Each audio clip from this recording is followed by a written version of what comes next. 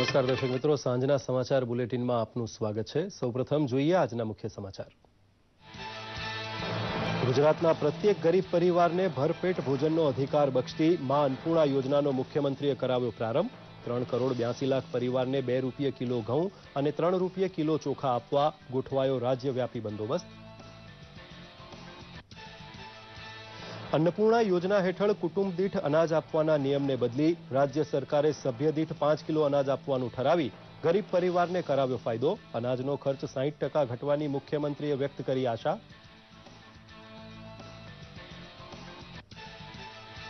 આજે ભાજપાનો 36મો સ્થાપના દિવસ। પ્રધાનમંત્રીએ કહ્યું, અનેક પેઢીના સમર્પણથી સિંચાયેલા ભાજપની આગેવાનીમાં ભારત વિકાસની સર્વોત્તમ ઊંચાઈ હાંસલ કરશે। ભાજપ પક્ષ પ્રમુખ અમિત શાહે રાષ્ટ્રવાદી વિચારધારાને આગળ ધપાવવા કાર્યકરોને કરી અપીલ। ભાજપા સ્થાપના દિવસ નિમિત્તે અમદાવાદમાં મુખ્યમંત્રી અને કેન્દ્રીય મંત્રી જેપી નડ્ડા દ્વારા ભારત માતા ગૌરવ કૂચને કરાવાયું પ્રસ્થાન। સુરતમાં કેન્દ્રીય મંત્રી સ્મૃતિ ઈરાની તો વડોદરામાં ધર્મેન્દ્ર પ્રધાનની ઉપસ્થિતિમાં કૂચના કાર્યક્રમો સંપન્ન। जनधन योजना सहितनी केंद्र सरकारे शुरू करेली अनेक लोक कल्याणकारी योजनाओं थकी गरीब खेडूत महिलाओं सहित समाजना तमाम वर्गने लाभ थयो होवानुं जणावता केंद्रीय मंत्री जेपी नड्डा भाजपा लोकोनी आकांक्षाओं पूरी करवामां सफल रही होवानुं जणाव्युं। गुजरात वडी अदालतमां 5 अधिक न्यायाधीशनी राष्ट्रपति द्वारा वरणी बाद आज योजाई शपथविधि। कायदा मंत्री तथा वकील मंडळना आगेवानोनी हाजरीमां मुख्य न्यायाधीशे लेवडाव्या होद्दो अने गुप्तताना शपथ।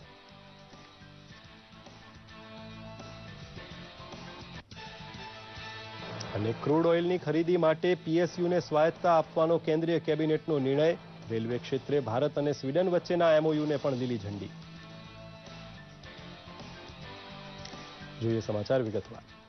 રાજ્યમાં છેવાડાનો નાગરિક અન્નથી વંચિત ન રહે તે માટે મુખ્યમંત્રી આનંદીબહેન પટેલે માં અન્નપૂર્ણા યોજનાનો રાજ્યવ્યાપી પ્રારંભ કરાવ્યો હતો। આ યોજનાનો લાભ કોણ પ્રાપ્ત કરી શકે છે તેમજ શું છે આ યોજનાના લાંબા ગાળાનો લાભ તે અંગે જાણીએ એક વિશેષ અહેવાલ। મનુષ્યને ટકી રહેવા માટે જરૂરી છે રોટી, કપડાં અને મકાન। જીવન ટકાવવા જરૂરી અન્ન રાજ્યના તમામ લોકો સુધી પહોંચે તે માટે રાજ્ય સરકારે કટિબદ્ધતા દાખવતા મુખ્યમંત્રી આનંદીબહેન પટેલ દ્વારા માં અન્નપૂર્ણા યોજનાનો શુભારંભ કરાવવામાં આવ્યો હતો। આ યોજના હેઠળ અંત્યોદય તેમજ અગ્રતા ધરાવતા પરિવારોને રાહત દરે સભ્ય દીઠ 5 કિલો અનાજ પ્રાપ્ત થઈ શકશે। अन्नपूर्णा योजना अंतर्गत लाभार्थीओ माटे ₹2 किलो घऊं तथा ₹3 किलो चोखानी जाहेरात करवामां आवी छे अने राज्यना 3 करोड़ 82 लाख नागरिकोने आवरी लेवामां आव्या छे। जे पैकी 2 करोड़ 59 लाख लोको ग्राम्य विस्तारमां अने 1 करोड़ 24 लाख लोको शहरी विस्तारमां आवरी लेवाशे।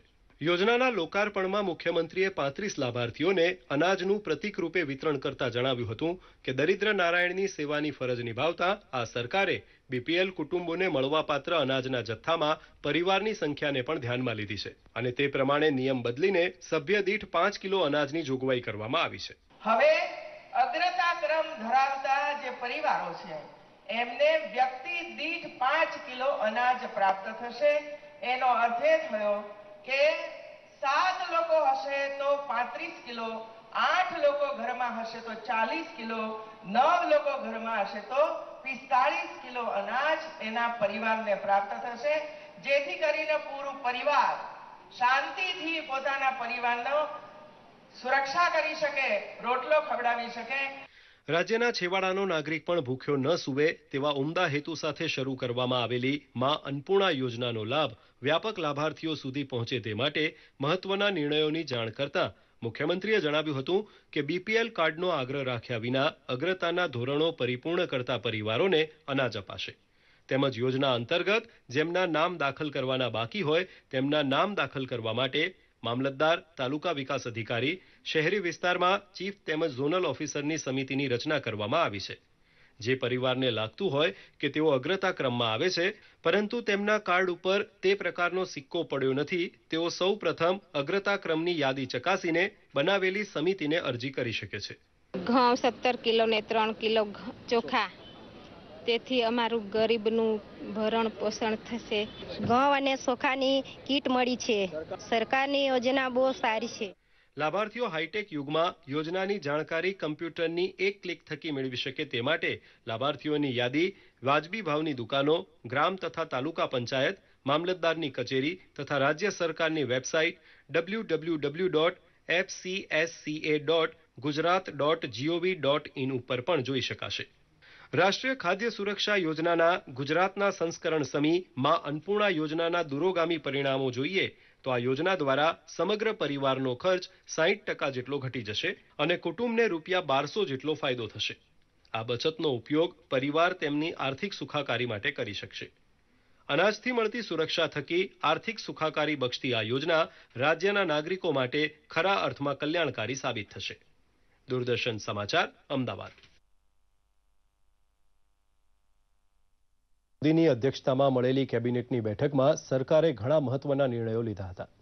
બેઠક બાદ નિર્ણયો અંગે જણાવતા દૂરસંચાર મંત્રી રવિશંકર પ્રસાદે જણાવ્યું હતું કે તેલ ક્ષેત્રની સાર્વજનિક કંપનીઓને તેલ, ગેસ કે ઉર્જા ખરીદવા સંબંધી નીતિઓ બાબતે સ્વાયત્તતા આપવામાં આવી છે. એક અન્ય નિર્ણયમાં મંત્રીમંડળે રાષ્ટ્રીય જળ વિજ્ઞાન પરિયોજના તથા રાષ્ટ્રીય જળ સૂચના કેન્દ્રને ₹3,679 કરોડ ફાળવવાની મંજૂરી આપી હતી. તેમજ ભારત અને સ્વીડન વચ્ચે રેલવેના ક્ષેત્રમાં MOUને પણ મંજૂરી આપવામાં આવી છે.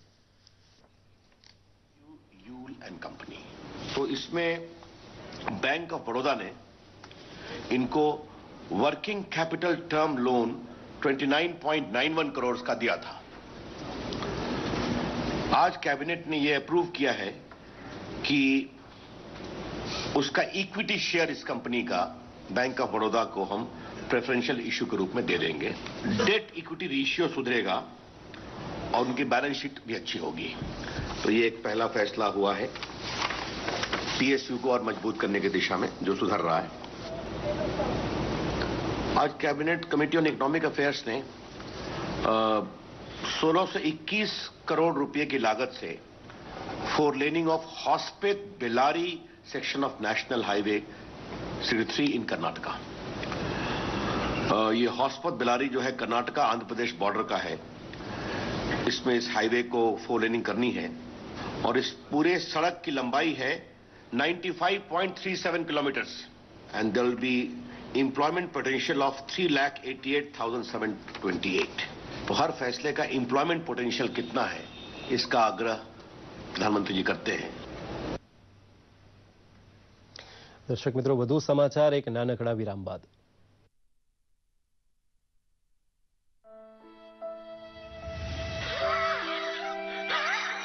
गरीबी की मार, पति की बीमारी और फिर उसकी मौत. ऐसे समय में सविता का सहारा बनी राष्ट्रीय परिवार लाभ योजना. है वादा हमारा, हम साथ देंगे. योजना के तहत बीपीएल परिवार के मुख्य कमाने वाले सदस्य की मृत्यु 18 से 59 वर्ष की आयु तक होने पर आश्रित परिवार को 20,000 रुपए की एक मुश्त सहायता दी जाती है. अरे मेरे लिए तालियां किस खुशी में? तुम्हारी अच्छी बुक कीपिंग की वजह से बैंक ने हमारा लोन पास कर दिया है. वो कैसे? आप समूह के खर्चे, बचत, लेन देन का सही लेखा जोखा जो रखती हो. तुम सभी सदस्यों की पासबुक पे ठीक ठीक एंट्री करती हो और बैंक के लेन देन का हिसाब किताब रखती हो. ये तो मेरी ड्यूटी है. और ये हमारी ड्यूटी है. तालियां. NRLM का नारा, सुव्यवस्थित बुक कीपिंग तो सफल समूह हमारा.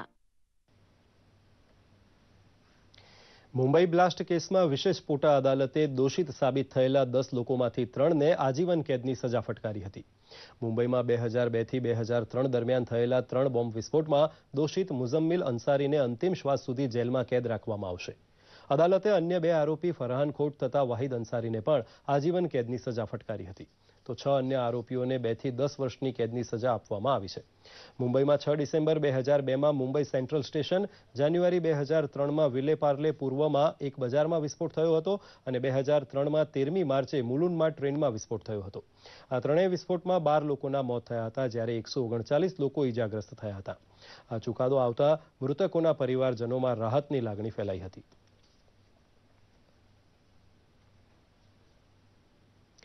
ભારતીય જનતા પક્ષ આજે તેનો સ્થાપના દિવસ ઉજવી રહ્યો છે. સ્થાપના દિવસના અવસરે પાર્ટી અધ્યક્ષ અમિત શાહે જણાવ્યું હતું કે વર્ષો પહેલા સંઘની સ્થાપના થઈ હતી. દાયકાઓ અગાઉ મહાન લોકોએ જનસંઘના સ્વરૂપે જે વૈકલ્પિક વિચારધારા રાખવાનું કામ કર્યું હતું તે આજે દેશભરમાં સ્વીકૃત વિચારધારા બની છે. પાર્ટી અધ્યક્ષ અમિત શાહે એમ પણ ઉમેર્યું હતું કે પક્ષની ઓળખ રાષ્ટ્રવાદી પાર્ટી તરીકેની છે, તેને આગળ લઈ જવાની જવાબદારી અમારી છે. जनसंघ की स्थापना मित्रों कोई राजनीतिक आंदोलन से नहीं हुई. भारतीय जनसंघ की स्थापना कोई निहित राजनीतिक स्वार्थ के लिए नहीं हुई है. भारतीय जनसंघ की स्थापना कोई सत्ता प्राप्ति के लिए नहीं हुई है. भारतीय जनसंघ की स्थापना कोई आजादी के आंदोलन की परछाई में एक पार्टी बन गई इस तरह से नहीं हुई है. सोच समझकर इस देश को एक वैकल्पिक विचारधारा देने के आशय से हमारे पुरखों ने भारतीय जनसंघ की स्थापना की. उन महान लोगों ने जो वैकल्पिक विचारधारा को रखने का काम किया था, आज ये विचारधारा देश में सबसे स्वीकृत विचारधारा बनी है और देश की सबसे बड़ी पार्टी बनकर आज देश पर शासन कर रही है. ભારતીય જનતા પક્ષના સ્થાપના દિવસે ટ્વીટ કરતા પ્રધાનમંત્રી મોદીએ સંવેદના વ્યક્ત કરી હતી કે જનતાની અપેક્ષા પ્રમાણે બીજેપીના કાર્યકર્તા નિસ્વાર્થ સેવા યજ્ઞમાં જોડાયેલા રહેશે. કાશ્મીરથી કન્યાકુમારી અને કચ્છથી અરુણાચલ પ્રદેશને સાંકળતા દેશમાં ભાજપ પ્રત્યે વિશ્વાસ વધ્યો છે. પ્રધાનમંત્રીએ ટ્વીટમાં આત્મવિશ્વાસ વ્યક્ત કર્યો હતો કે ભાજપના નેતૃત્વમાં ભારત વિકાસની ઊંચાઈઓને આંબશે. આજે ભારતીય જનતા પાર્ટી તેનો સ્થાપના દિવસ ઉજવી રહી છે, ત્યારે અમદાવાદ સહિત 18 જગ્યાએ ભારત માતા ગૌરવ યાત્રાનું આયોજન કરવામાં આવ્યું હતું. અમદાવાદમાં કેન્દ્રીય આરોગ્ય મંત્રી જેપી નડ્ડા તથા રાજ્યના મુખ્યમંત્રી આનંદીબહેન પટેલની ઉપસ્થિતિમાં સરદાર પટેલ સ્ટેડિયમ ખાતેથી ગૌરવ યાત્રા પ્રારંભ થઈ હતી અને આરટીઓ ખાતે ગૌરવ યાત્રાનું સમાપન થયું હતું. સુરતમાં યોજાયેલી ગૌરવ યાત્રામાં માનવ સંસાધન વિકાસ મંત્રી સ્મૃતિ ઈરાની તથા વડોદરામાં પેટ્રોલિયમ મંત્રી ધર્મેન્દ્ર પ્રધાન ઉપસ્થિત રહ્યા હતા. ભારતીય જનતા પાર્ટીના આજે સ્થાપના દિવસ નિમિત્તે અમદાવાદ આવેલા કેન્દ્રીય આરોગ્ય મંત્રી જેપી નડ્ડાએ પત્રકારોને સંબોધતા જણાવ્યું હતું કે સરકારે દેશના સામાન્ય અને ગરીબ લોકોને ધ્યાનમાં રાખીને વિવિધ યોજનાઓની શરૂઆત કરી છે. તેમણે જણાવ્યું હતું કે જનધન યોજના અંતર્ગત 33,000 કરોડ રૂપિયાની ડિપોઝિટ લોકોએ જમા કરાવી છે. તેમણે જણાવ્યું હતું કે ભારતીય જનતા પાર્ટી લોકોની આશાઓ અને અપેક્ષાઓ પૂરી કરવામાં સફળ થઈ છે. સરકારની લોક કલ્યાણકારી યોજના દીનદયાલ ઉપાધ્યાય ગ્રામીણ કૌશલ્ય યોજના અંતર્ગત તાલીમ પામેલ અને નોકરી મેળવેલા લગભગ 4300 જેટલા યુવક યુવતીઓને મુખ્યમંત્રી આનંદીબહેન પટેલના હસ્તે નિમણૂક પત્ર એનાયત કરવામાં આવ્યા હતા. સરેરાશ 6,000 અને તેથી વધુનો પગાર ધરાવતી નોકરી પામનાર ગ્રામીણ ક્ષેત્રના યુવક યુવતીઓ પણ આ કાર્યક્રમમાં ઉપસ્થિત રહ્યા હતા. સાથોસાથ સાંસદ શ્રી કિરીટ સોલંકી, શ્રી પ્રવીણ પટેલ વગેરે પણ ઉપસ્થિત રહ્યા હતા. મુખ્યમંત્રીના હસ્તે પ્રતિક રૂપે નોકરી મેળવેલ યુવાનોને નિમણૂક પત્ર તથા આ યોજનામાં તાલીમ શરૂ કરનાર ઉમેદવારોને વેલકમ કીટ તથા ટેબ્લેટનું વિતરણ કરવામાં આવ્યું હતું. આ પ્રસંગે મુખ્યમંત્રી આનંદીબહેન પટેલે જણાવ્યું કે આવા કૌશલ્યો દ્વારા નોકરી મેળવેલ લોકો વ્યાજખોરોની ચુંગાલમાંથી છૂટે છે અને રાજ્ય સરકાર આવા યુવાનોને પ્રોત્સાહન માટે મુદ્રા બેંક લોનમાં 7% વ્યાજની સહાય આપશે. ગુજરાત હાઈકોર્ટમાં નવા 5 અધિક ન્યાયમૂર્તિઓની વરણીને રાષ્ટ્રપતિએ બહાલી આપ્યા બાદ આજે વડી અદાલતના મુખ્ય ન્યાયમૂર્તિ આર સુભાષ રેડ્ડીએ તેમને પદ અને ગુપ્તતાના શપથ લેવડાવ્યા હતા. આ 5 અધિક ન્યાયમૂર્તિઓમાં આશુતોષ જયંતિલાલ શાસ્ત્રી, બિરેન અનિરુદ્ધ વૈષ્ણવ, અલ્પેશ યશવંતભાઈ કોગજે, અરવિંદસિંહ ઈશ્વરસિંહ સુપૈયા અને બિપિનકુમાર નવલચંદભાઈ કારિયાનો સમાવેશ થાય છે. આ પ્રસંગે રાજ્યના કાયદા મંત્રી શ્રી પ્રદીપસિંહ જાડેજા, હાઈકોર્ટના ન્યાયમૂર્તિઓ અને વકીલો ખાસ ઉપસ્થિત રહ્યા હતા.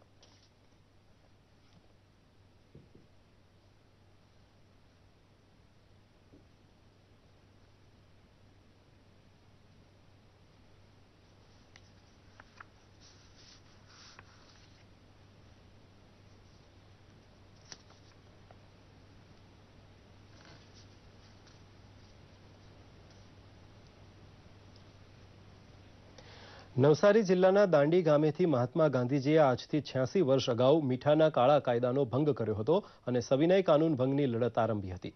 રાષ્ટ્રપિતાની દાંડી યાત્રાના 86 વર્ષ પૂર્ણ થતાં ગુજરાત પ્રદેશ કોંગ્રેસ સેવાદળ આયોજિત નમક સત્યાગ્રહ યાત્રાનો આરંભ ગુજરાત કોંગ્રેસના પૂર્વ અધ્યક્ષ અર્જુનભાઈ મોઢવાડિયાએ કર્યો હતો. ગાંધીજીની પ્રતિમાને ફૂલહાર અર્પણ કરી મટવાડ ગામથી 7 કિલોમીટર લાંબી દાંડી યાત્રામાં કોંગ્રેસ અને સેવાદળના 200 જેટલા કાર્યકરો હાજર રહ્યા હતા. અર્જુનભાઈ મોઢવાડિયાએ દાંડીમાં મહાત્મા ગાંધીની પ્રતિમાને સૂતરની આંટી પહેરાવી સેફી વિલા ખાતે ગાંધીજી જીવન પ્રદર્શન નિહાળ્યું હતું. આ દાંડી યાત્રામાં જય વાઢિયા નામનો 13 વર્ષીય કિશોર પણ જોડાયો હતો. આ કિશોરના પરિવારના વડવાઓ ગાંધીજી સાથે દાંડી યાત્રામાં જોડાયા હતા.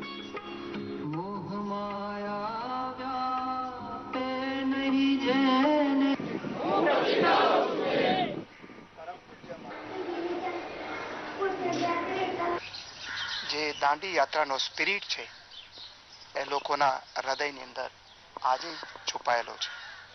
એ દાંડી યાત્રાની સ્મરણમાં અમે વર્ષોથી એ સમાપનનો દિવસ અને દાંડી યાત્રાનો શરૂઆતનો દિવસ પદયાત્રા કરી અને કોંગ્રેસ સેવાદળ એની ઉજવણી કરે છે. આજે અમે યાત્રામાં જોડાયા હતા અને મટવાડથી શરૂ કરીને સૈફી વિલા ગાંધી સ્મારક સુધી, દાંડી સ્મારક સુધી અમે પદયાત્રા કરી.